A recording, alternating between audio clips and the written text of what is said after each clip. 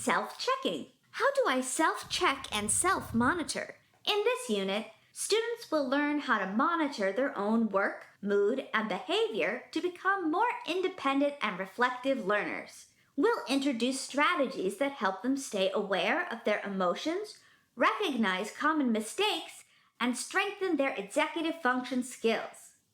By the end of this unit, students will be able to identify strategies for self-monitoring their mood and behavior.